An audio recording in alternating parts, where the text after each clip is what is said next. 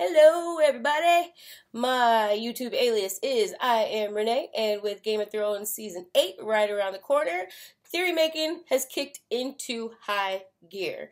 And all the people that do this YouTube thing and make all these Game of Thrones videos, they're amazing. Their videos are well thought out, they're professionally edited with like graphics and a theme song, and I'm definitely not one of those people. I don't do this, but I've had this theory that I've been working on literally for years, and I think that I finally put some pieces together to come up with something pretty interesting.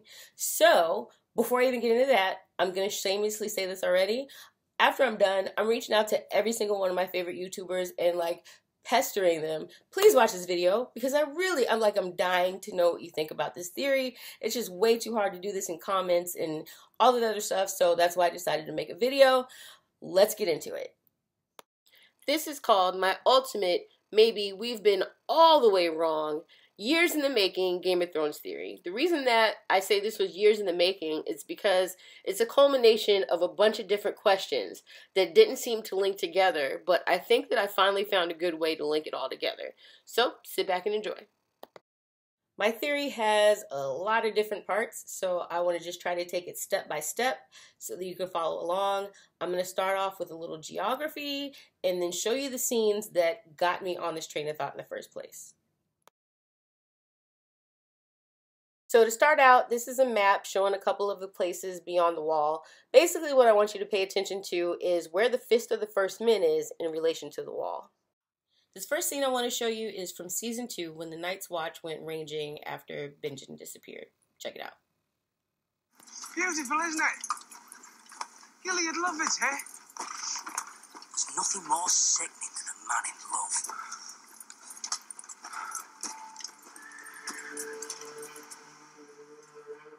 This next clip is also from Season 2 when the White Walkers passed by Sam. They're walking towards the Fist of the First Men.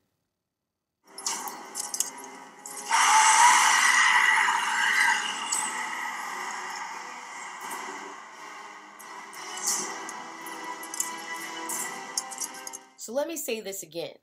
They're walking towards the Fist of the First Men. Here's another picture, just in case you forgot where the Fist of the First Men is.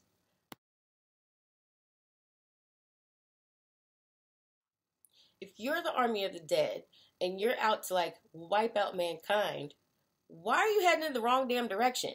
In this scene, they're headed north away from people and not south towards people. And this has bothered me forever. Okay, so let me show you two more scenes. And in these two scenes, pay attention to how the scenes were actually shot. I think the way that they were shot is actually telling us something. This is the scene that I just showed you. And from our vantage point, they're walking away from us. They're walking up the screen, headed north. In the second scene, it's quite the opposite. This is from Season 7, and from our vantage point, they're walking towards us. They're walking down the screen, headed south. Now, I'll be honest, I only discovered this as I was making this video, so I haven't had a chance to go back and see if other scenes are shot that way to show us the different vantage points of them walking away from us or walking towards us. And even if that's not really a thing and doesn't mean anything, I just figured there was something pretty cool to point out anyway. One of the first things I want to try to address is some of the changes that the show's gone through. They've gone through casting changes as the budget got bigger. They'd made improvements to the costumes and improvement to the sets, but there's three changes in particular that I want to talk about. Let's start with the White Walkers. For the first 3 seasons, they looked like this. And then in Season 4, they looked like this. I've looked all over to try to find the explanation for them making this change. And the only one that I found that kind of held a little bit of water was they said that after Sam killed the White Walkers started wearing armor because now men had figured out that they could use dragon glass to kill the White Walkers. It's a good explanation, but I think I might have something better. Next, we have the Three-Eyed Raven. We only saw him in one episode in season 4, and then he changed in season 6. This was obviously a recast, but they didn't even try to hide it. They could have given him a wig or something, but they were like, you know what? Fuck it. Yep, it's a new guy. Y'all just have to deal with it. Lastly, let's look at the children.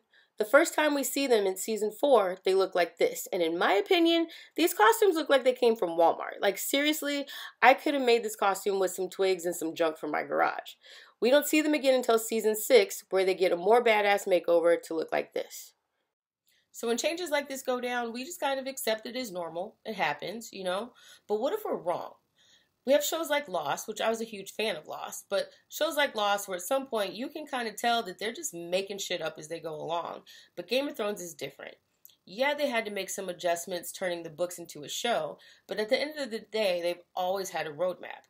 They always knew where they were going to start, and they always knew where they were going to end. So I don't think it's that far off to say that maybe some of these changes were always part of the plan. Part of a plan to throw us off.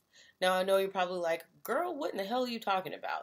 So let's dig into and analyze the first episode of the first season, and I'll try to start breaking this down for you.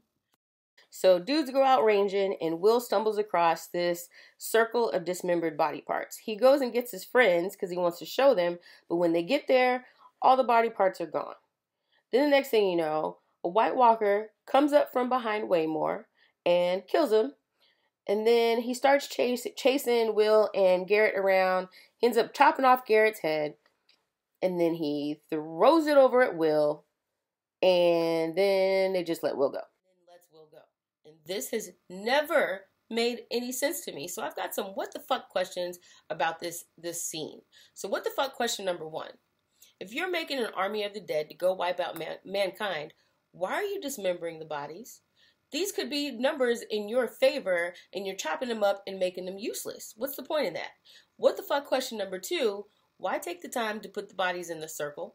I call it a warning sign. I'll get to why I call it that later, but this just doesn't make any sense. And on top of that, if you pay attention, so the first time that Will stumbles across the body parts, there's a campfire kind of smoldering in the background. And then when he comes back with Garrett and Waymore, the campfire is still smoldering. So it's not like this big, huge chunk of time that went by between the first time and the second time. So how did they move the body parts so fast, and why? Like, what was the whole point of that? Lastly, what the fuck question number 3. I'm just going to put it to you guys like this. If you were a bank robber, about to go rob a bank, and somebody knew of your plan to go rob said bank, would you purposefully let that person go warn the bank that you're coming? No, you wouldn't, because that's stupid. So why in the hell did they let Will go? Like, what purpose did that serve? They're like, hey, look at us. We're savages. We're going to come kill all you people. Now you go warn everybody before we get there. Huh? That makes no freaking sense. But I might have an answer for it. Next up, let's talk about that dirty old man Craster and his sons. I had my 99.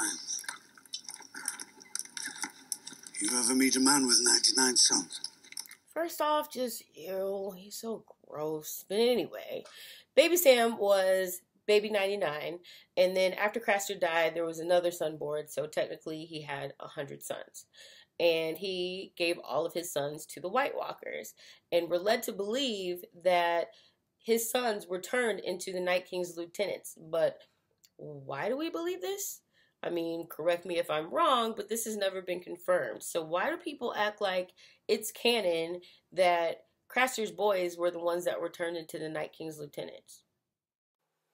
We only see the Night King touch the baby and his eyes turn blue. We have no idea what happens after that. So what the fuck question number 1 about Craster? If he had 99 sons and they were turned into the Night King's lieutenants, where are they at? We've only ever seen 12 at one time.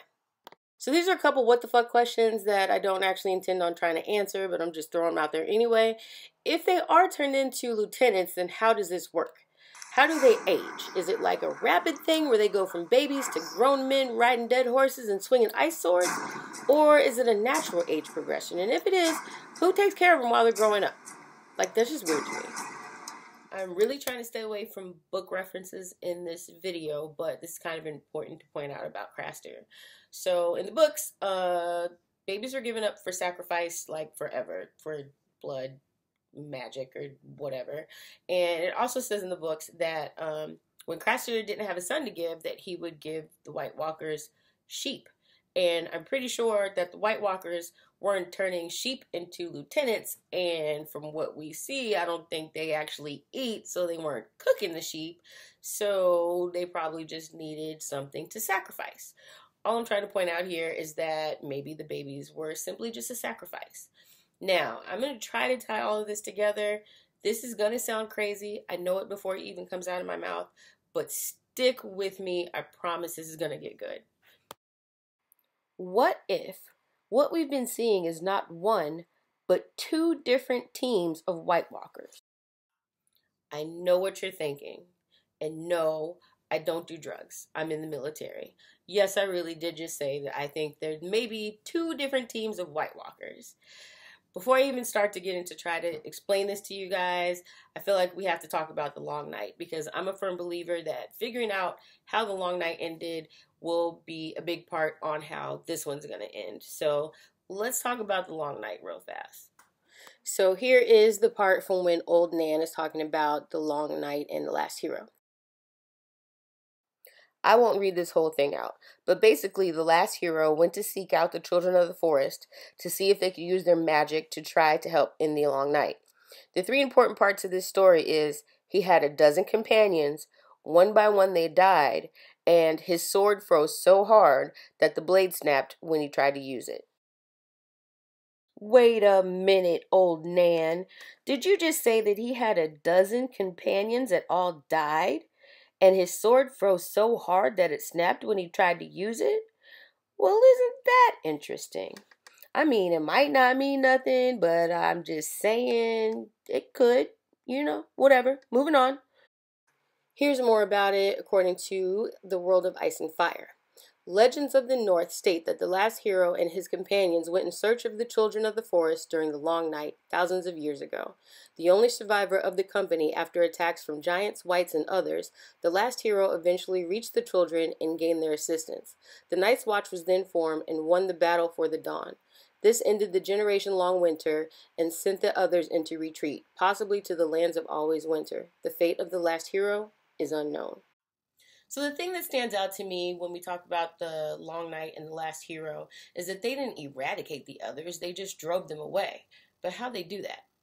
The army of the dead is like far superior to mankind in almost every way, so I'm sure that man couldn't have driven them away with brute force and a shit ton of dragon glass. So how did they do it? I know some people think that there's possibly that the first men and the White Walkers made a pact, but this explanation's always just been a little too cute for me. I think it might have been something else. If there's no pact made, then to me, the only way that you could get them to go away is to control them. And the only way to control them is to become them.